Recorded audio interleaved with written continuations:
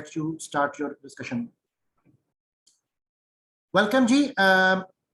Qasim, I would like you to start the discussion, please.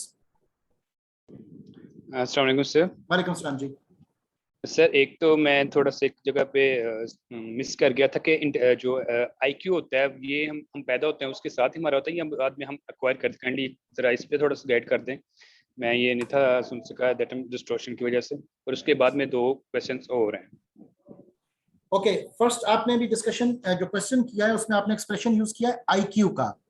Actually from the very start of your life आपके पास obviously mind की working वो available है। हम normal circumstances की बात कर रहे हैं और उस माइंड की वर्किंग में you are born with certain level of intelligence IQ and certain level of emotions EQ. ठीक है, आपके पास आईक्यू भी है, इमोशनल इंटेलिजेंस क्वोशंट भी है और इमोशनल इंटेलिजेंस भी है। सो ये दोनों चीजें आपके पास सर्टेन लेवल की from the very start of your life वो होती जरूर हैं। Then with the passage of time जब आप इस दुनिया में आंख खोलते हो, आप लर्निंग फिनोमेना में अपने आप को इन्वॉल्व करते हो, तो फिर with the passage of time आपकी comprehension about the life, comprehension about the things वो फर्दर पॉलिश होती चली जाती है, बढ़ती चली जाती है। ठीक है, सो ओके सर जी, अगला क्वेश्चन आपका। सर सेकंड मेरा ये था कि आपने अभी बात की थी कि जो एग्जेक्टिव है उन्हें अपना नॉलेज जो है वो प्रैक्टिस करना चाहिए, लाइक जो भी उनके पास नॉलेज उसे अपने प्रैक्टिकल फील्ड में लेकर आए। बट सर अगर जो कंपनी है, जो भी ऑर्गेनाइजेशन है, उसके सारे प्रोसीजर्स वगैरह सारे स्टैंडर्डाइज्ड हैं, डिफाइंड है कि आपने यही करना है, ये सारे कुछ जो चीजें तय हो चुकी, फिर तो वो अपना नॉलेज कहीं भी नहीं वो यूज कर सकता। देखिए हमारे पास जो इनोवेशन है वो इनोवेशन सिर्फ प्रोडक्ट एंड सर्विस में नहीं होती, इनोवेशन प्रोसेसेस में भी होती है। ऑर्गेनाइजेशन ने भी जो चीजें डिफाइन की हैं, मैं आपकी बात का जवाब देता हूं अभी, ऑर्गेनाइजेशन ने भी जो चीजें डिफाइन की हैं उसमें भी हो सकता है कि with the passage of time further improvement and betterment की जरूरत हो। तो लीडर अपना रोल ज्यादा इफेक्टिवली परफॉर्म कर सकता है। इसका मतलब ये नहीं कि वो प्रोसीजर्स एंड पॉलिसीज को चैलेंज करना शुरू कर देगा। वो प्रोसीजर्स एंड पॉलिसीज को चैलेंज तभी करेगा अगर उसमें चेंज की जरूरत है। अदरवाइज उसका जो मेन काम होगा वो लोगों को मोटिवेट करना, लोगों को इन्वॉल्व करना, लोगों को एंथुसियास्टिक बनाना, इस तरफ उसका फोकस और कंसर्न ज्यादा होगा। आपका आर्ग्यूमेंट इसके ऊपर? ठीक हो गया सर, समझ जाती हूँ।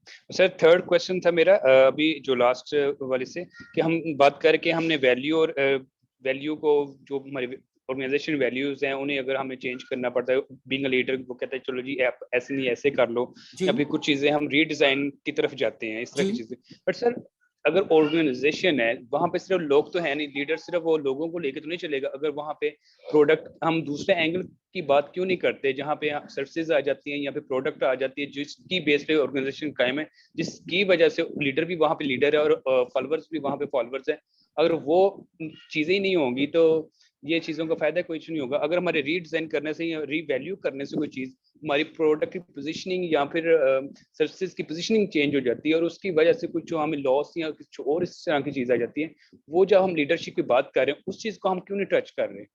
इसकी वजह से आपने ऐसा काम करना है कि जिसकी वजह से आपकी मेन प्रोडक्ट या मेन सर्विसेज जो है ना वो आपकी बैक एंड पे ना आ जाए या उन्हें भी हर्ट ना हो। आपने बस एक लिमिट टू पीपल तक रहना, कि ये ना हो कि आपने कुछ ऐसा काम कर दिया। लेट्स सपोज सर अगर हमारे जो सूडो है कंपनी का, वो कहते हैं जी हम वी वैल्यू फ्रीडम, हम कस्टमर की बात करें, बट वहीं पे एम्प्लॉयज को अलाउ नहीं है, वो पार्टिसिपेट भी नहीं कर सकते।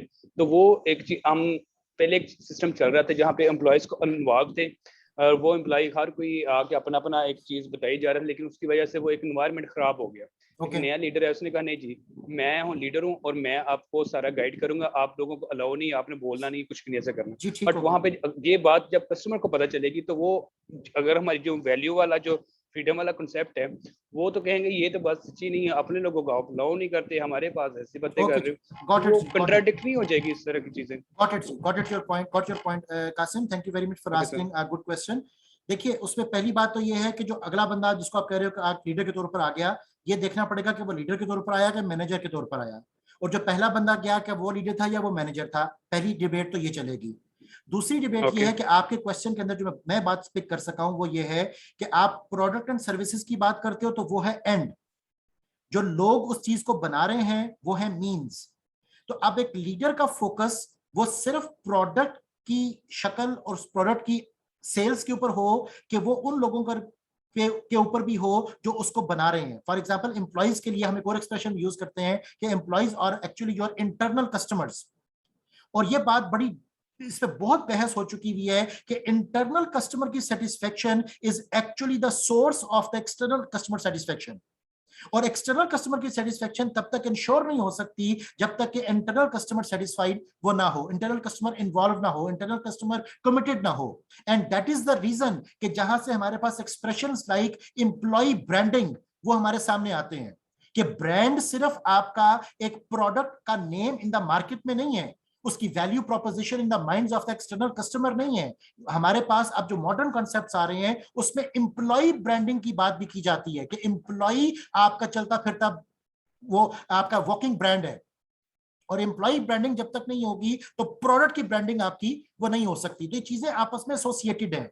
एंड्स और मीन्स ये एक दूसरे से जुदा नहीं है, लेकिन ये आपकी प्रायोरिटी है कि आपका फोकस मेनली किस पर है, आपका फोकस मेनली एंड पर है कि आपका फोकस मेनली मीन्स पर है। ओके, सो इस हवाले से याद रखिएगा कि हमें एक्चुअली अपने फोकस को दुरुस्त करने की वो जरूरत है, और leader is having more focus on the means. वो इंटरनल कस्टमर की सेटिस्फेक्शन के ऊपर बात पहले सोचता है और एक्सटर्नल कस्टमर के बारे में बाद में सोचता है।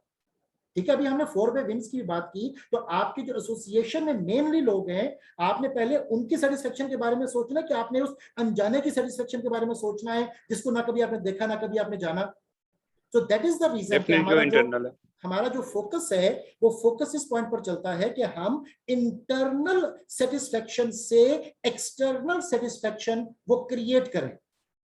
ओके, हाफिज जवाद साहब का क्वेश्चन आया हुआ है चैट रूम में कि emotional intelligence increases with age और अदरवाइज। वेल देखिए, age is one of the factors जिससे कि इमोशनल इंटेलिजेंस बढ़ती है। With the passage of time, obviously, आपके लाइफ के इंसिडेंट्स हैं, आपके लाइफ के एक्सीडेंट्स हैं, आपने जिंदगी में कितनी गर्मियां, कितनी सर्दियां देखी, कितनी खजाएं देखी, कितनी बहारें देखी, वो चीजें आपके जहन पे असर कर रही होंगी ना। तो obviously with the passage of time people learn. लेकिन टाइम से मुराद सिर्फ कैलेंडर और क्लॉक नहीं है, ये टाइम बड़ी रिलेटिव टर्म है।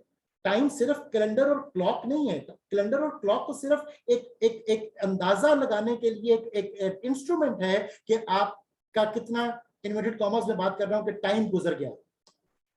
ओके, अदरवाइज टाइम का जो फिनोमेना है उसके ऊपर एक बड़ी इंपॉर्टेंट बुक है, मैं आपको रेफर करूंगा, उसका टाइटल है timelessness and reality of fate. तो टाइमलेसनेस के ऊपर बहस अब बहुत हो रही है एज कंपेयर टू कि टाइम इटसेल्फ वो क्या है। So timelessness and reality of fate जो है ना, ये बड़ा इंपॉर्टेंट कंसर्न है कि हमारे पास जो जिंदगी का तकाजा और पैमाना है वो सिर्फ मरहून मिन्नत to our calendar and clock नहीं है। सो वो जो इसको आप वो सुफियाना कॉन्टेक्स्ट में कहते हैं ना, ला मका और ला जमा, तो जो ये जो ला मका और ला जमा के कॉन्सेप्ट्स है ना, ये आपके इमोशनल इंटेलिजेंस को कहीं से कहीं ले जाते हैं, जहां पर टाइम का तो कोई डिस्कशन ही नहीं होता। तो टाइम के ऊपर बड़ी एक बहस है, बड़ी एक डिबेट है। इंशाल्लाह कभी मौका मिला तो उसके ऊपर हम करेंगे कि टाइम की हकीकत क्या है और ये सारी खेल क्या है। But for the time being मैं एक एक्सप्रेशन यूज आपके साथ कर रहा हूं कि as is not just number of years, इसमें आपके एक्सपीरियंस्ड जो वाकयात, हालात, ये सब कुछ है, ये बड़ा असर अपना वो यकीनन रखते हैं। ओके जी, जहां जेब का एक्सप्रेशन है कि जी these constraints are for managers not for leaders, leader has the ability to get the system changed and win-win condition, so that is a good expression, win-win collaboration से जब आप चलोगे तो that is the concern कि जिसमें means भी और ends भी दोनों justify वो हो रहे हो। Any other question or comments? जी हमारा discussion session चल रहा है। I would strongly recommend कि you come up with your ideas. So Jahazib ji, you can turn on your microphone. Sir इसमें जो एक भाई ने बात की है ना कि लीडर्स के हवाले से या मैनेजर के हवाले से उन्होंने एक जनरल बात की है कि जब रूल्स वगैरह डिफाइन कर दिए जाते हैं, सिस्टम डिफाइन हो जाता है, तो वो इतना रिजिड होता है कि उसको चेंज नहीं होने देते जी। और इसके ऊपर जो एक्सटर्नल आपके स्टेक होल्डर्स हैं वो इसके ऊपर डिबेट कर सकते हैं, चैलेंज बन सकते हैं जी। तो सर इसमें मेरा व्यू ये है कि बाज़ औक़ात जो वेल सक्सेसफुल ऑर्गेनाइजेशंस होती हैं उनको एक ऐसा लीडर मिल चुका होता है कि आने वाले कई डिकेड्स के अंदर उस तरह का आइडियल बंदा नहीं होता, तो उन्होंने उस सिस्टम को उसी तरह लेके चलते हैं और वो बड़े सक्सेसफुल जा रहे होते हैं। उनकी अंडरस्टैंडिंग को दूसरे बंदे पहुंच नहीं पा रहे होते, जिसकी वजह से वो बोल तो रहे होते हैं लेकिन उन्हें पता होता है वो अपनी जो है ना उस एक्सट्रीम लेवल के ऊपर, आउटपुट के ऊपर पहुंच चुके होते हैं सिस्टम के हवाले से, कि जिसमें वो कभी भी नहीं चाहते कि उसमें जो है ना चेंज है। इसमें एक ये भी तो रीजन हो सकती है। जी, यू आर राइट, ये रीजन डेफिनेटली हो सकती है। आपको मैं एक और चीज इसमें एडअप करता हूँ एक एग्जांपल के साथ, कि आजकल एक बड़ा मॉडर्न ट्रेंड है जो कि बहुत सी ऑर्गेनाइजेशंस अडॉप्ट कर रही हैं, जिसमें कि Telenor one of the organisations I personally know कि जिन्होंने इस काम को अडॉप्ट किया पिछले दिनों में, और वो होती है एम्प्लॉय सजेशंस। ठीक है, वो पूरी कंपनी वाइड हजारों लाखों एम्प्लॉइज को ईमेल पोस्ट करते हैं कि आप सबकी जो सजेशंस हैं to improve the system, improve the process, improve the policy, improve the procedure, हम उसको वेलकम करते हैं। एंड सो मच सो कि किसी भी लेवल के अगर ऊपर कोई भी एम्प्लॉय अपनी कोई ऐसी सजेशन वहां पर पेश करे कि जिससे कि उनका सिस्टम बेहतर हो सके फर्दर, तो उसको बड़े इनामो इकराम से वो नवाजा जाता है, जैसा कि पिछले दिनों टेलीनॉर ने भी वो किया, इवन पाकिस्तान में भी किया। ओके, सो एम्प्लॉय की सजेशंस को वेलकम करना, उनको भी इंसान समझना, उनसे भी राय लेना, उनकी राय को भी शमूलियत का पार्ट बनाना अपने डिसीजन मेकिंग के लिए, ये तमाम वो चीजें हैं जो कि लीडरशिप क्वालिटी के जुमरे में आती हैं। ओके, सो आप मीन्स को इग्नोर नहीं करें, आप मीन्स को अंडर एस्टिमेट नहीं करें, आप सिर्फ टारगेट्स अचीवमेंट की बात ना करें, जो software sides of the story हैं उनको भी सोचें, जो ह्यूमन वैल्यूज हैं उनको भी सोचें। ठीक है, सिर्फ एक कंपनी, जैसे हमारे यहाँ पर लोकल एनवायरनमेंट में अगर हम बात करें तो बेशुमार फर्नेसेस हैं, बेशुमार हैमर सेक्शंस मैन्युफैक्चरिंग यूनिट्स में मौजूद हैं, तो क्या वो सिर्फ इस बात पर सोचे कि उन्होंने कितने आइटम बनाए, कि वो ये भी देखें कि वहां पर लोगों को वर्किंग कंडीशंस जो दी गई हैं क्या वो भी कंड्यूसिव थी कि नहीं। तो सिर्फ कॉस्ट सेविंग नहीं होती, सिर्फ प्रोडक्ट एंड सर्विस की डिलीवरी इन द मार्केट और आपकी अर्निंग नहीं होती, आपके साथ एसोसिएटेड जितने भी स्टेक होल्डर्स हैं। अभी हमने 4-वे विंस में क्या कहा था कि आपके साथ जो एसोसिएटेड स्टेक होल्डर्स हैं उनको सोचें और समझें। तो हमारा मेन कंसर्न ये है कि वो मजदूर, वो लेबर फोर्स, वो जितने भी लोग आपके साथ एसोसिएटेड हैं, चाहे वो मैनेजरियल पोस्ट पर हैं या वो निचले लोअर स्टाफ के लोग हैं, आपको सबको साथ लेकर चलना है। ओके, और इसके ऊपर बड़ी बड़ी एग्जांपल्स हमारे पास अवेलेबल है ऑर्गेनाइजेशनल फैसिलिटीज के अंदर। एक रशियन ऑर्गेनाइजेशन की एग्जांपल बड़ी मशहूर है कि वो हर थर्सडे को अपनी एक मीटिंग करते हैं जिसमें कि ऑर्गेनाइजेशन के तमाम लोग पार्टिसिपेट करते हैं, और वो मीटिंग करने का तरीकेकार ये है कि वो एक बॉक्स में जितने भी लोग उस ऑर्गेनाइजेशन के अंदर हैं, जेनिटोरियल स्टाफ से लेकर टॉप मैनेजमेंट तक, वो उन सब के नामों की पर्चियां डालते हैं, और नामों की पर्चियां डालने के बाद हर थर्सडे को वो उस पर्ची में से, उस बॉक्स में से एक पर्ची निकालते हैं। अब हो सकता है कि आज के दफा में जो इस जुमेरात के लिए पर्ची निकली है वो एक जेनिटोरियल स्टाफ की निकली है, तो आज उस मीटिंग को हेड करेगा वो जेनिटोरियल स्टाफ का बंदा, और जो टॉप मैनेजमेंट के लोग भी होंगे वो पार्टिसिपेंट्स होंगे, वो उस मीटिंग को चेयर नहीं कर रहे होंगे, और वो जो जेनिटोरियल स्टाफ का बंदा है वो भी सामने बैठकर अपनी राय से, अपने पॉइंट ऑफ व्यू से चीजों को एनालाइज करेगा, डिस्कस करेगा, एलैबोरेट करेगा, मसाइल पेश करेगा, हल पेश करेगा, और सब लोग उसके ऊपर डिस्कशंस के साथ कंसेंसस बिल्ड करेंगे और डिसीजन मेकिंग में आसानी लेकर आएंगे। अब ये भी एक मॉडल हमारे पास अवेलेबल है। तो इस तरह के बेशुमार एग्जांपल्स हम कोट कर सकते हैं जिसमें people are taking up the contribution of their people to make the systems better. Okay, तो इसके कई पहलू हैं, बहस यकीनन इसके ऊपर फर्दर हो सकती है। जी Alina, you want to add something please? Yes sir. Sir मेरा है ना एक क्वेश्चन है आपसे, मतलब कि हमारे स्कूल में ना जो सिस्टम चल रहा है आजकल ना, वो ये है कि जो इन्विजिलेटर्स हैं उनकी बात सुनी जाती है, जो हम जो टीचर्स हैं उनकी बात नहीं सुनी जाती, मतलब कि हमारी इन्विजिलेटर जो हमारा लेके जाएंगी ना पैगाम वही होता है, और यू नो कि मिसकम्युनिकेशन कितनी होती है इस तरह से।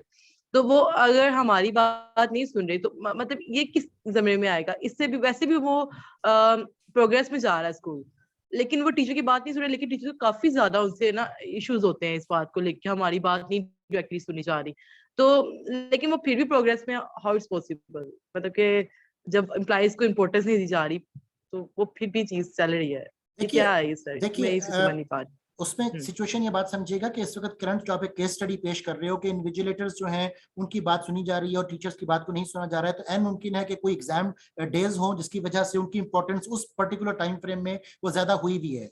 लेकिन अगर आप इसी चीज को कि टीचर्स को इंपॉर्टेंस नहीं दी जा रही, अगर आप एक लंबे अरसे के लिए अप्लाई करके देखो over a period of suppose few months, तो you will come to know कि लोगों के टर्नओवर कर जाने से due to dissatisfaction organization would eventually suffer. वक्ती तौर पर हो सकता है कि उनके रेवेन्यूज एंड प्रॉफिट्स चूंकि सिस्टम में एक स्ट्रीम में चल रहे हैं तो दे आर अर्निंग, लेकिन with the passage of time जो डिससैटिस्फैक्शन होती है, जो रिजेंटमेंट होती है लोगों की तरफ से, जो रेजिस्टेंसेस आनी शुरू हो जाती हैं, वो ओवरऑल ऑर्गेनाइजेशन की रिप्यूट से लेकर उसकी अर्निंग्स एंड प्रॉफिटेबिलिटी हर चीज के ऊपर धब्बा लगाना शुरू कर देंगे। तो ये सब्जेक्ट मैटर है, ये सब्जेक्ट मैटर है कि बाज़ औक़ात वक्ती तौर पर एक इंसिडेंट हमें ठीक होता नजर आ रहा है, लेकिन with the passage of time long run में इवेंचुअली जो सफर करेगा वो ऑर्गेनाइजेशनल फैसिलिटी है। जब तक लोगों का ट्रस्ट वो विन नहीं करेंगे, जब तक जिनके साथ उनका डायरेक्ट मामला है उसको विन नहीं करेंगे, तब तक वो ऑर्गेनाइजेशन डेवलप नहीं कर सकती। अभी देखिए, आप एज अ पर्सन, आप as a stakeholder of the company जहां बैठोगे, आप उस ऑर्गेनाइजेशन के बारे में नेगेटिव ही बोलोगे ना, या अगला बंदा कहीं और बैठेगा तो वो उसके बारे में बोलेगा, तो होगा क्या कि word of mouth, this is one of the biggest sources जो कि ऑर्गेनाइजेशंस की रिप्यूट को एट स्टेक ले जाती है। ओके, तो अब बज़ाहिर चूंकि सिस्टम्स, प्रोसेसेस मोमेंटम में होते हैं, एक फ्लो में होते हैं, तो उनको एहसास बड़ी देर के बाद होता है कि नुकसान कहां पर हो गया। और अक्सर औकात मसला ये भी हो जाता है कि एहसास तब जाकर होता है जब टाइम या वो क्या कहते हैं कि वो हालात और वाकयात सर से गुजर चुके होते हैं, आप उस वक्त कर कुछ नहीं सकते हो, तो वो सिवाय पछतावे के। तो ये सब चीजें हैं जिसके बारे में हमें प्रोएक्टिवली एक्चुअली सोचना चाहिए किसी भी लेवल के ऊपर। अच्छा, एक और चीज मेरे जहन में इको कर रही है, हम अपनी पूरी डिस्कशंस के अंदर ये बात नहीं कर रहे हैं कि हमने सिस्टम्स को चेंज कर देना है, हम ये बात कर रहे हैं कि आपकी जुरिस्डिक्शन में, आपके दायरे इख्तियार में जो कुछ है उसको in the best of the manner आप करने की कोशिश करें। हम सिस्टम्स को चैलेंज करने की बात नहीं कर रहे हैं, हम एकदम से बहुत बड़ी तब्दीली की बात नहीं कर रहे हैं। हमें अपनी जुरिस्डिक्शन में रहते हुए, वो कहते हैं कि आवाज बुलंद करने के 3 वक्त हैं, 3 सूरतें हैं कि आप आवाज बुलंद करो। नंबर 1, आपके पास अथॉरिटी हो।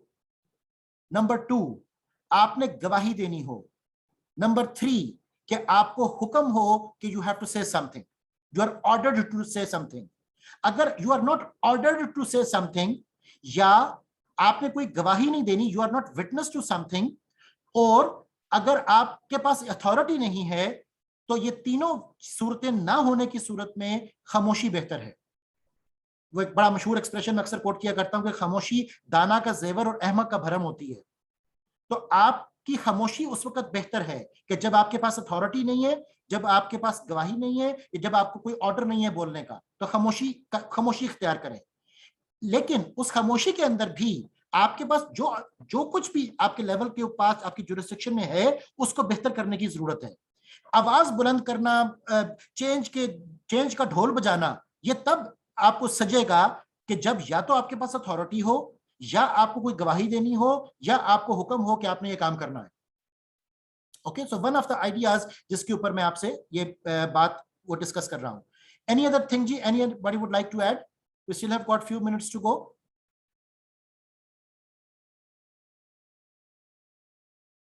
जी, एनीवन? अरीहा, सलमान साहब, Rifat, anything you would like to add, dear?